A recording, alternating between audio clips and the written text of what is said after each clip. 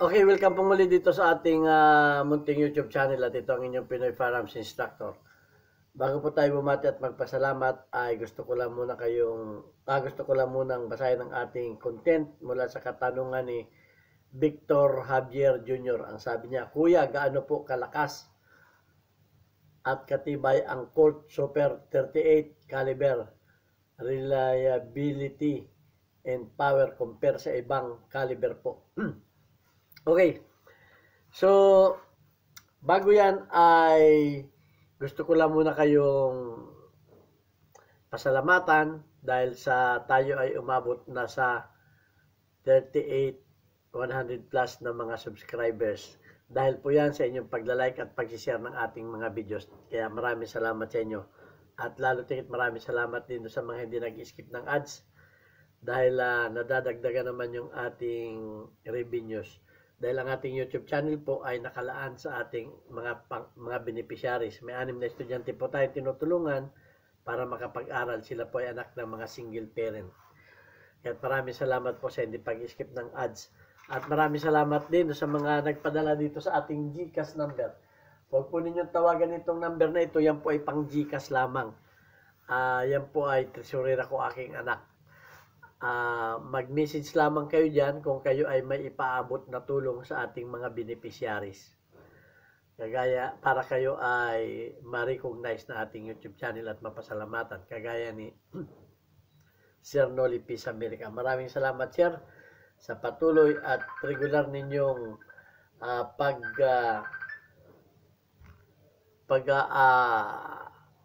papaabot ng tulong sa ating mga beneficiaries. Kaya ako'y sumasaludo sa inyong kabutihan loob at pagpalain kayo ng ating Panginoon. So, sa katanungan ng ating subscribers na si Victor Javier Jr., gaano ba kalakas at katibay ang Colt Super 38 caliber? Okay, dun sa tibay muna. Alam naman natin ang Colt ay Colt Super 38 yung sinabi mo kung gaano katibay yung mga 1911 na Colt, ganon din katibay ang 38 Super na Colt. Kasi isa lang ang gumawa niyan Alam nga namang mas matibay isa lang ang gumawa niyan. So, isang manufacturer, Colt. Kung gaano katibay yung Colt, isa lang din ang materialis niyan. Nasisigurado ko sa inyo kahit hindi pa natin reviewin. Kasi haba lang tayo May review naman tayo noong 1911. Kung gaano katibay, kung paano ginawa. Yan ay, nasisiguro ko na yan ay forged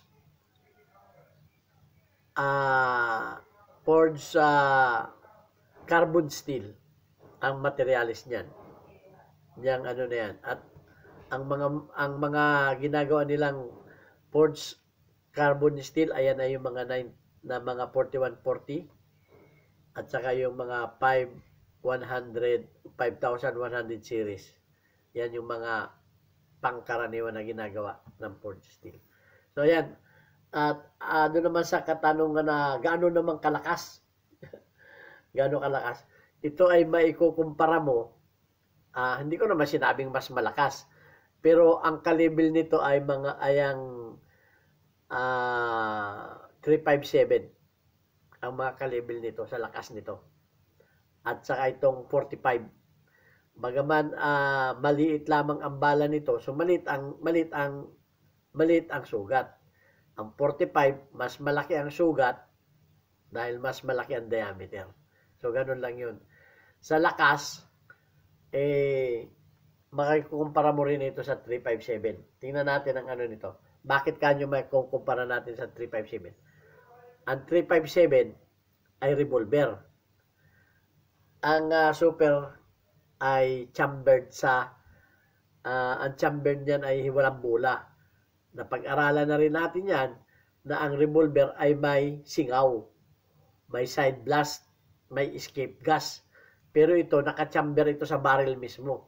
Kaya silyado ito, kaya ito ay maikukumpara mo. Bagaman mas maliit na mas mahaba at mas maliit na kaunti ang mas mahaba ng kaunti ang bala ng 357. Ito naman ay solid ang gas, walang gas escape ito.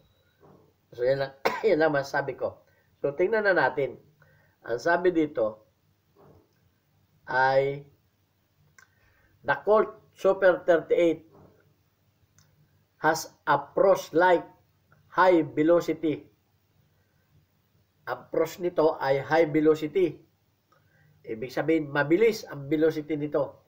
Flat and trajectory and high magazine capacity.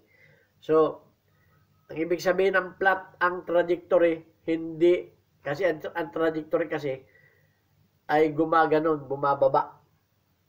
Okay? Dahil magaan din ang bala nito, ito ay flat ang trajectory nito.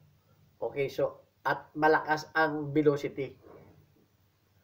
So, ang sabi at saka ang magazine nito ay high capacity. Dahil nga, ang 45 ay malalaki ang bala, so, mas maliit ang diameter ng bala nito, so, mas malalaki. Mga nasa 10 ang capacity ng mga magazine nito. So, ang sabi pa dito ay, making it excellent for competition shooting. Okay, nung mga 1996, first time kong sumali ng practical shooting, sikat na sikat itong mga ano na to. Ito ang tumatalo sa mga 45 caliber. Itong Super 38 na to.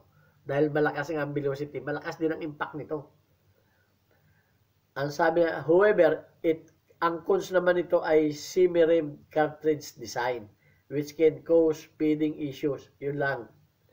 Dahil semi-rim ang ano nito, cartridge design nito, ay minsan ay nagkakamero ng issues, double stack magazine, and some design. Yun lang ang naging ano.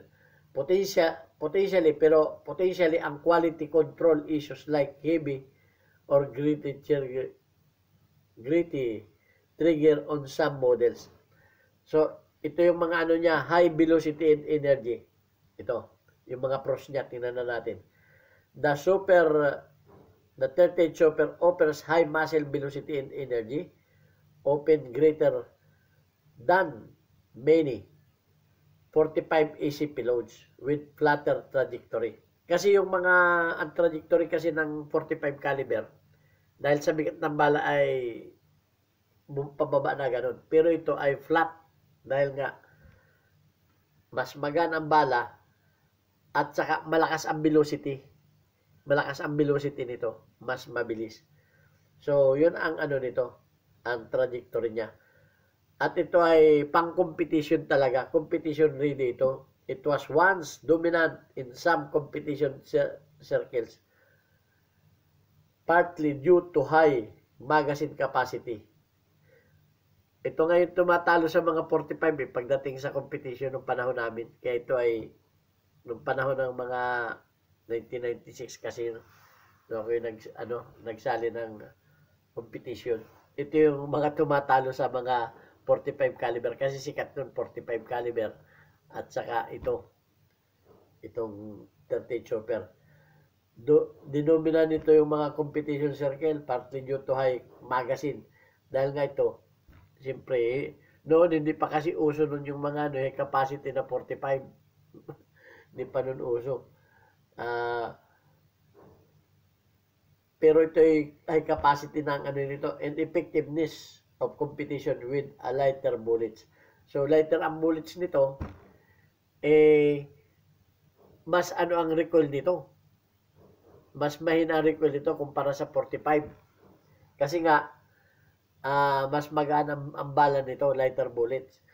At, siyempre, pag mahina ang recoil, mas mabilis yung acquisition mo at yung follow through ng shoot mo. So, yun ang nakakalamang nito. Magazine capacity. Historically, magazine holds more rounds compared to 45 ACP 1911 at the time. 9 or 10 versus 7 or so ang capacity nito nasa 10. 9 okay ay 10 plus 1. Ang capacity lang naman ng 45 na mga standard ay 7 or 8. At saka ito ay napakaganda ng accuracy nito. Napakaganda ng accuracy kasi nga maganda ang trajectory. Siyempre, pag maganda ang trajectory, flat ang trajectory, maganda ang accuracy. At saka yung kanyang velocity. When property implements, the cartridge is known for good accuracy. So, napakaganda ng accuracy nito with some shooters finding. Yun ang finding ng mga shooters. Hindi ito galing sa akin Como yun din ang experience ko. Kahit hindi ako nagkamero nito, siyempre sumasali tayo sa mga competition panahong una, talagang ito ang dinodumina nito yung mga 45. So, ang mga sikat talaga ng mga sikat na mga shooters noon, itong Super 38 ang gamit talaga noon. The cartridge is known for good accuracy with some shooters finding it has flatter trajectory over long distance. Kasi ang mga ano nun kasi, ang mga course of fire nun, palayuan. Noong mga panahon namin, palayuan, pang-accuracy talaga. Yun ang karanasan ko noon kapag shooting. Kasi mga panahon ng una, iba pa nun ang mga course of fire. Good accuracy. Some shooters finding that's trajectory over long distance compared to 45 BCP. So, pag malayo na yung target, wala, lamang na itong 38 Super. Ang cons lang nito ay yung semi-rim cartridge. The semi-rim cartridge, nature of the cartridge is significant drawback, making it prone feeding issues. Yun lang. May prone dito sa feeding issues. Especially in double stack magazines. Yung mga double stack magazine ito, may mga double stack magazine na rin ito nun. Newer barrels are sometimes designed to hit space of the case mount to mitigate the issues. So, may mga newer barrels na rin. Kaya ito ay nagawan din nila ng paraan. May mga newer barrels and sometimes designs to hit space. May mga hit space na para maano na yung kanyang issue sa feeding, prone feeding. Magazine compatibility. The semi-rim case is not compatible with standard single stack. Ayun. Hindi siya compatible sa mga single stack magazine designed for other calibers. It's essential to use magazine especially designed for the 38 Super round. So, hindi talaga ito pwede yung mga ibang magazine na mga single stack magazine. Talagang kung pang super lang talaga, pang super round lang yung magazine niya. Yun ang isang konsepto. Ang potential quality control issues, meron din. Sa modern models, particularly in the custom of the competition series, may have issues such as a heavy or gritty trigger pull. Ayun, merong issues ito sa trigger gritty pull. Pero nakukustomize naman ito, which can negatively impact accuracy. Yun lang. Siyempre, pagka matigas yung trigger mo, yun ang impact sa accuracy. May impact sa accuracy kasi matigas ang trigger. Ayun ay karanasan talaga ng mga shooter yun. Pero ano yun, nakukustomize naman yung mga trigger issues na yan. Reduced competition popularity. Its popularity has decreased. Ito, nag-decrease na yung popular nito in some competitive shooting division where compensators are prohibited. Yan. Nung prohibit na yung mga compensator, ay na-decrease na yung nito, yung kanyang pagkasikat. Kasi yung mga 45, naglagay na ng mga compensator, nag-modified na. As other calibers may offer a more advantageous combination of power and recoil management. Yan, nag-umuso na yung mga modified compensators. Yan. Kumbaga, natalo na rin siya. Yan ang mga cons. At ito naman ay less, ikumpara mo ang stopping power nito sa 45, less ang stopping power nito sa 45. Kasi, ang sabi dito ay, while it has a higher velocity, malakas ang velocity nito, maganda ito sa ano. Pag malakas ang velocity, tandaan ninyo, malakas naman ang penetration nito. Sabi dito, while it has a higher velocity, some users prefer the heavier, larger bullets of the 45 ACP for its perceived stopping power.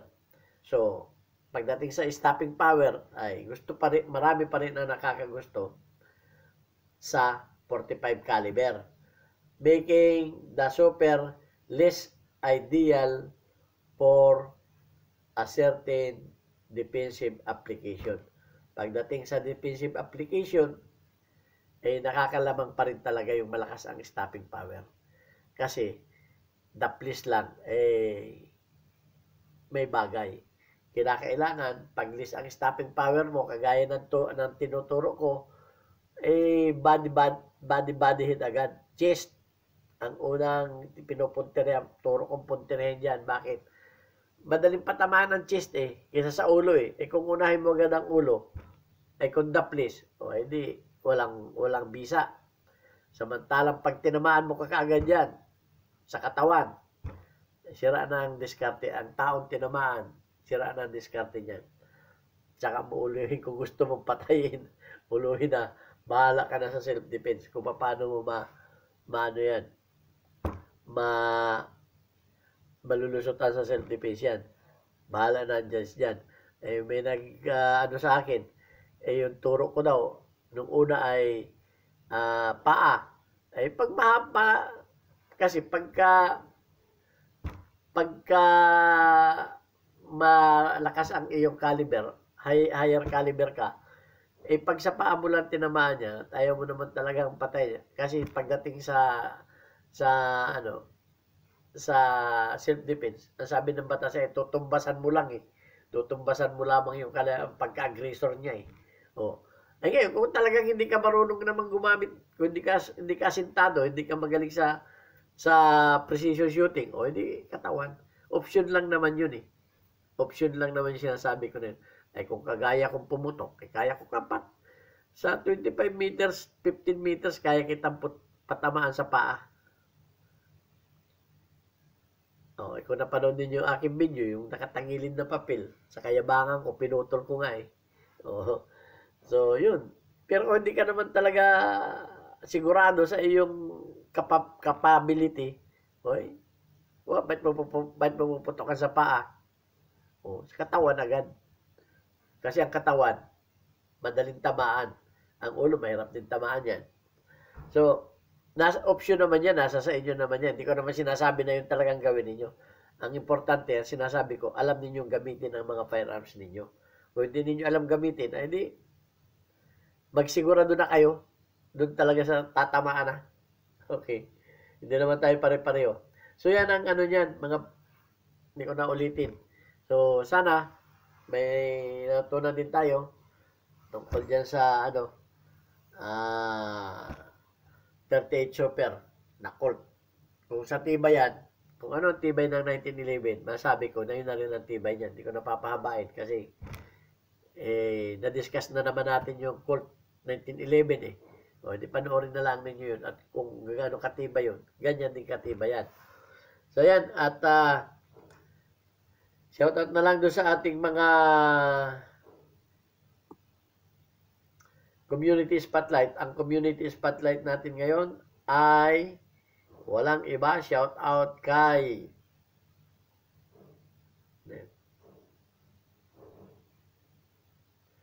Alfredo Isidro. 100 plus ang engagement. Shoutout kay Calibre Jr. 2 ang engagement. Shoutout kay Raymond Nang. Meron kang 8 engagement. Shout out kay Randy. Meron kang 100 plus. Perfect din ang engagement. At shout out at welcome kay Tongkos Vlog. Meron kang 1 engagement. Okay, shout out sa mga taga Pinamalayan Oriental Mindoro. Puntahan niyo yung aming bagong Papa Burger dyan. Masarap. Buy one, take one. 40 pesos lang. Ang halaga, 2 burger na. Marami pa kayong ma-order na pagkain dyan. 24/7 bukas yan. Kahit brown out, may generator yan. Pwede kayo magpa-deliver. May number dyan.